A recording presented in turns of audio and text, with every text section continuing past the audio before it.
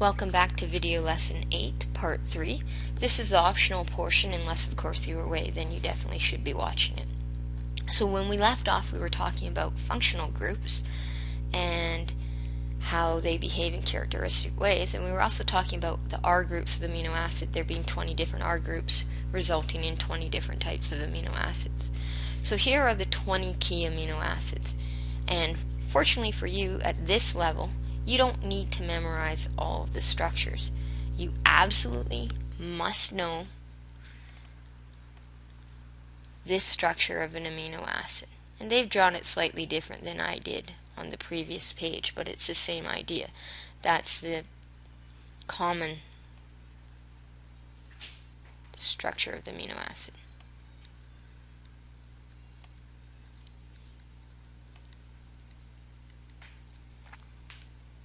And this shaded portion here represents the various R groups.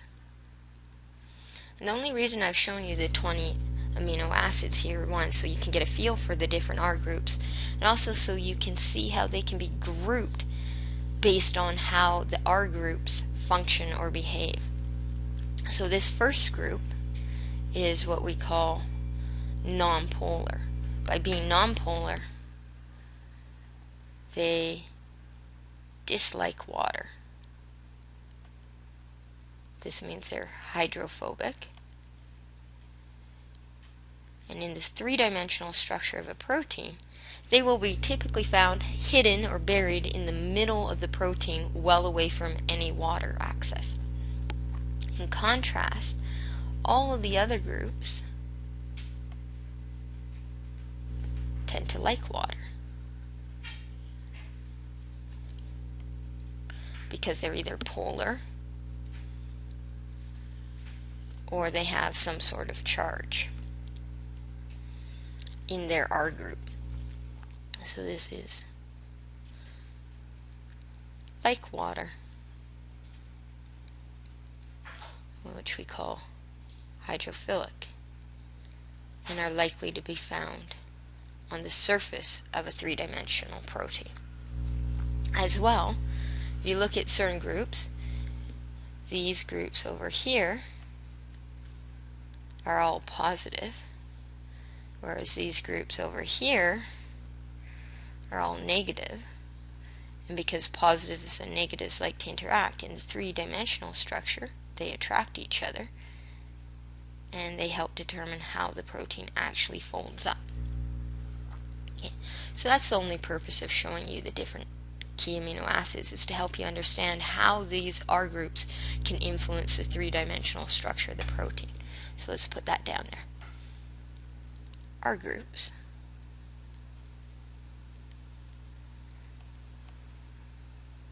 strongly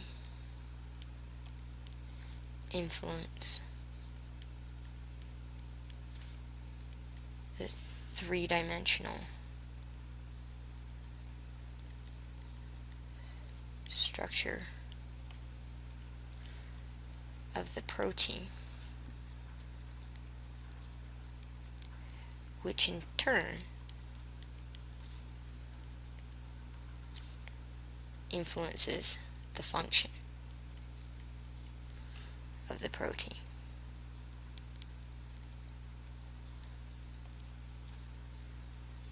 And indeed, if you just slightly mutate one amino acid, have an incorrect amino acid, accidentally put something positive where you should have it have negative, you can change the entire three-dimensional structure of the protein and render the protein non-functional.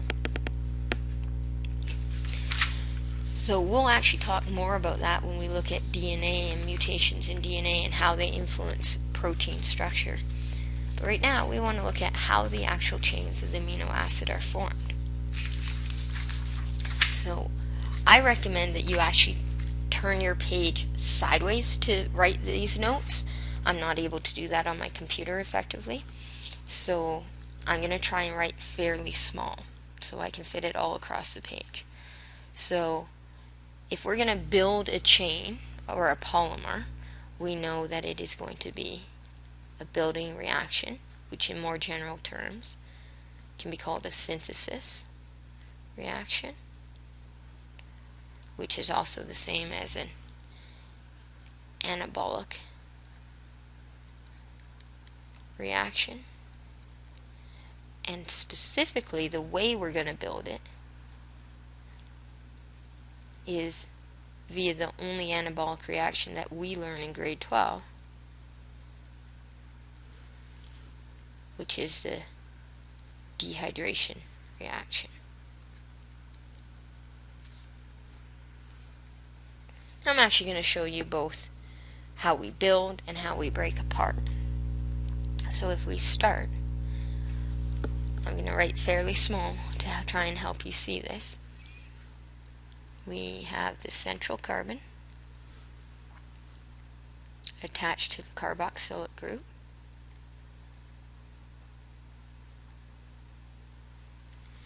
On the other end, we have the amine group.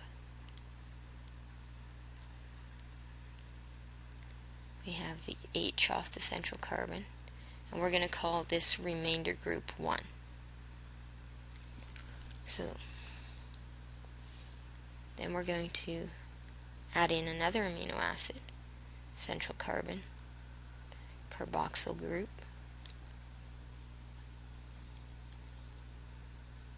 amine group,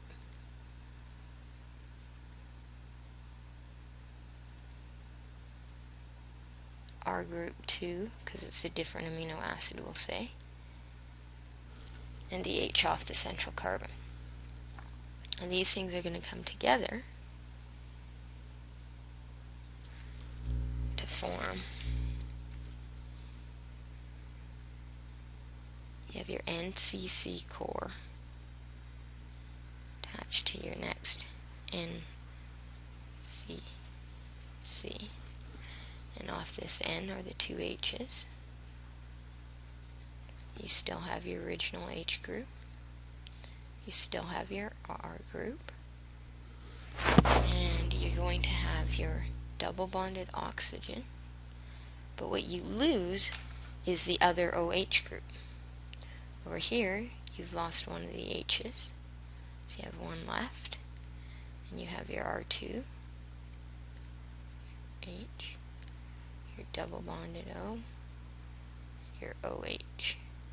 I know this is getting crowded, but it's the best way to show it. Okay, so I said you lost your OH groups and an H. So what I'm talking about is this OH and this H in the dehydration synthesis came together to form, not only did you form a polymer, but you also formed water. And in place, the C became directly bonded to the N, and this is what we're seeing right here. That is called a peptide bond.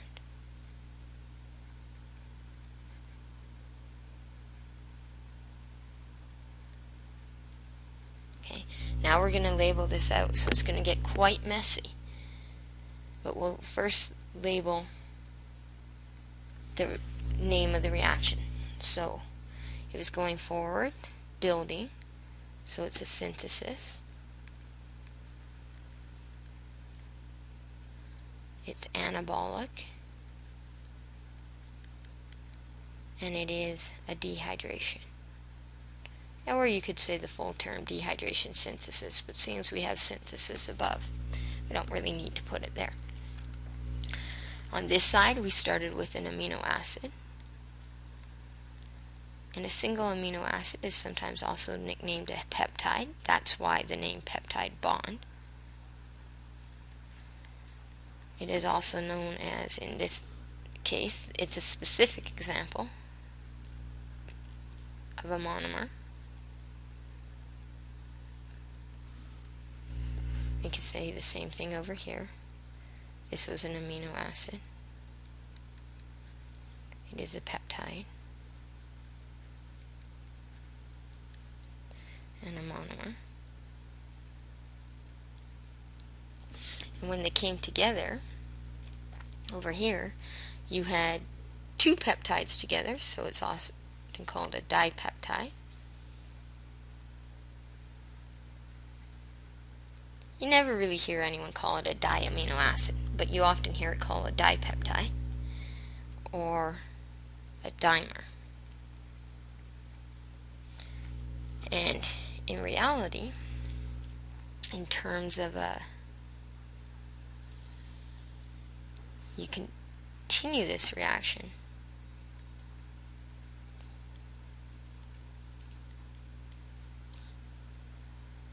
adding more amino acids to the chain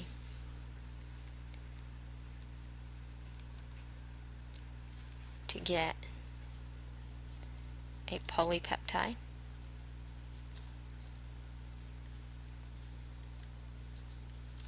or polymer, which when functional, when it actually gets its final 3D shape, is called a protein. Okay. Now I'm just going to add in the reverse reaction. Let's go with blue. We don't really have to redraw everything. We just add the arrow going the other way, saying that if we had a chain or at least a dipeptide and we added water to it, you would break the peptide bond and you would end up getting, over here, you would end up getting a degradation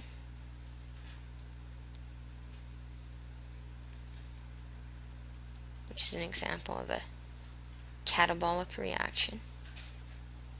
Sorry for that degradation being so small. Which is also, in this case, specifically because we're using water to break it apart. Water is hydro, breaking is lysis. It's a hydrolysis reaction. So that's how we build and break apart amino acids for building proteins. Okay, I'm just going to stop there and then pick up in part 4 to complete this lesson. Thank you very much.